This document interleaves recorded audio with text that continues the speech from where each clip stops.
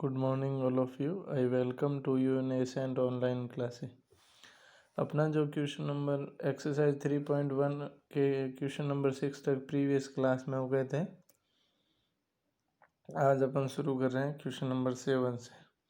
इसमें क्या है, पावर नोटेशन में बताना था, मतलब इनको पावर नोटेशन में इनको सॉल्व करना, यानी पावर की फॉर्म में बताना।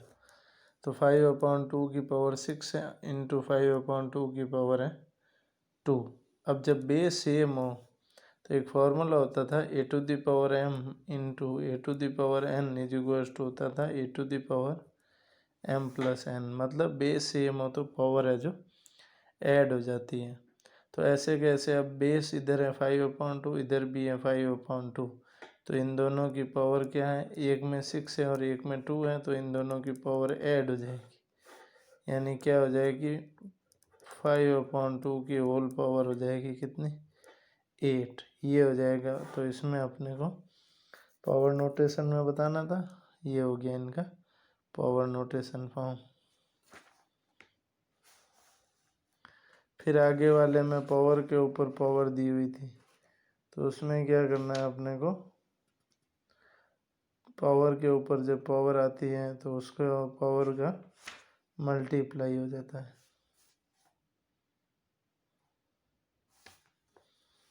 फिर आता है question number 8।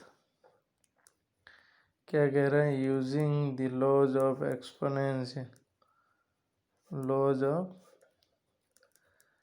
Exponents simplify and write the answer in exponential form।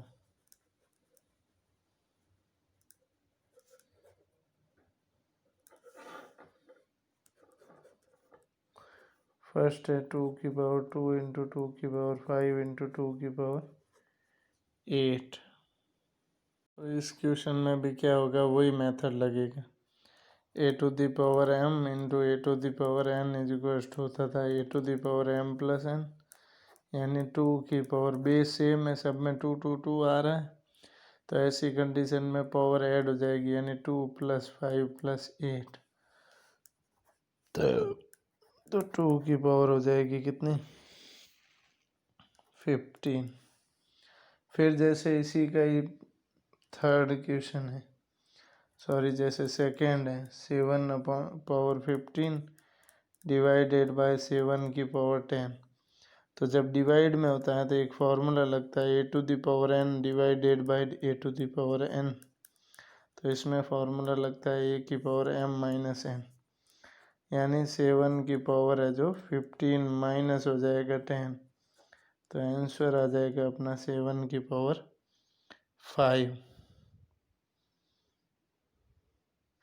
ये हो जाएगा इनका एक्सपोनेंशियल फॉर्म। क्वेश्चन नंबर 9 अपने को क्या कह रहा है,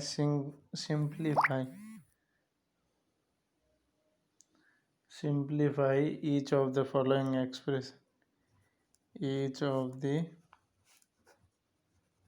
फॉलोइंग एक्सप्रेशंस, यानी जो दिया हुआ है उसको अपने को सॉल्व करना। जैसे फर्स्ट मैं करवा देता हूँ y की पावर 3 इंटू y की पावर 4 अपॉन y की पावर 3 की होल पावर 2 है। ऊपर बेस सेम है तो पावर ऐड हो जाएगी, y की पावर हो जाएगी 3 + 4 अपॉन पावर के ऊपर पावर होता है तो पावर का मल्टीप्लाई हो जाता है, यानी 3 2 हो जाएगा 6। अब क्या होगा, y की पावर 3 + 4 हो जाता है 7 अपॉन में y की पावर हो जाएगा 6। अब a⁴m अपॉन a⁴n होता है a⁴m-n, ये फार्मूला लगेगा। तो उसी फार्मूले के अकॉर्डिंग y की पावर हो जाएगी 7 - 6, यानी y की पावर 1। ये हो जाएगा अपने फाइनल आंसर इसके लिए। फिर जो अपना 10th क्वेश्चन है उसमें क्या कह रहा है, simplify each of the following as a product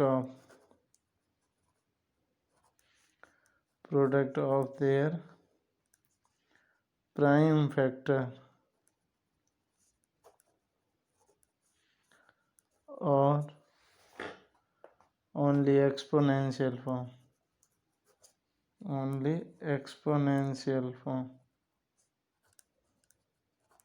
यानी उसके प्राइम फैक्टर में उनको फैक्टर्स करके उनको एक्सपोनेंशियल फॉर्म में लिखना। जैसे 380 है तो इसके प्राइम फैक्टर्स करने हैं तो 380 पहले 2 से डिवाइड करेंगे, आ जाएगा 190, फिर 2 से करेंगे तो आ जाएगा कितना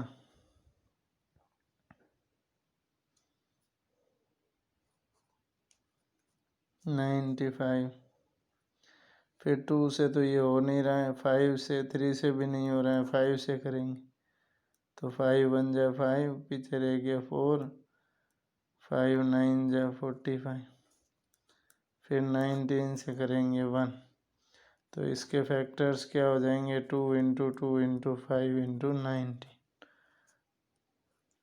इसको क्या लिख सकता हूँ 2 की पावर 4 इंटू 5 इंटू 19, ये हो गया इनका एक्सपोनेंशियल फॉर्म।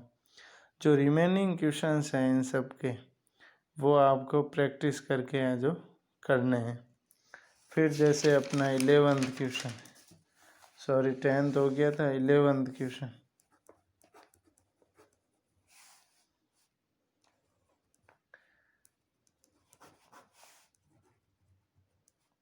इसका जो 11th क्वेश्चन है,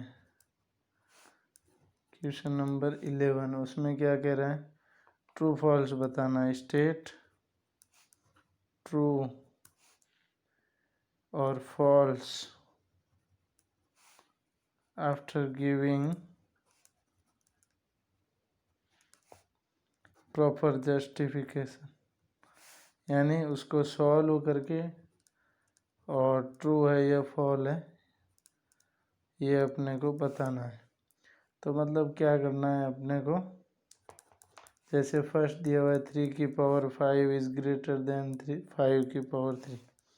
अब 3 की पावर 5 का मतलब होता है 3 की 5 टाइम मल्टीप्लाई करना।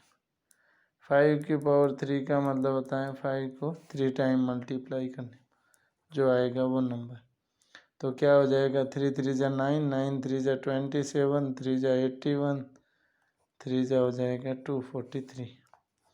तो इसकी पावर 3 आता है 243, और 5 5 जा 25, 5 जा 125, तो ये दोनों सही है। तो yes the given statement is true, यानी जो दिया गया था वो सत्य है। फिर अपने 12th क्वेश्चन है सिंप्लीफाई। अब सिंप्लीफाई वाले कैसे करने हैं, तो फर्स्ट है जैसे 3 की पावर 11 अपॉन 3 की पावर 8 इंटू 3 की पावर 6। तो इसमें क्या करेंगे 3 की पावर 11 अपॉन ये हो जाएंगे 8 प्लस 6, बेस ए में पावर ऐड हो जाएगी तो 3 की पावर 11 अपॉन 3 की पावर 14। अब क्या हो जाएगा माइनस हो जाती है, यानी 3 की पावर हो जाएगी -3, मतलब 1 अपॉन 3 की पावर 3। 3 का क्यूब होता है 27, तो ये हो जाएगा 1 अपॉन 27। ये हो गया अपने एक्सरसाइज 3.1 कंप्लीट। अब आपको होमवर्क के अंदर क्या क्या करना है वो कुछ इस प्रकार से हैं।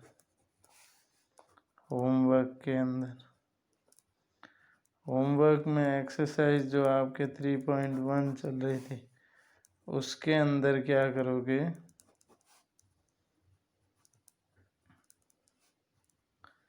सेम एक ही तरह का होमवर्क है question number 7, do the remaining मतलब पीछे बचे हुए जो शेष question of question number 7, question number 8, question number 9, question number 10, question number 11 and question number 12 of exercise 3.1 ये आपको करना है। Thank you for watching video and joining us.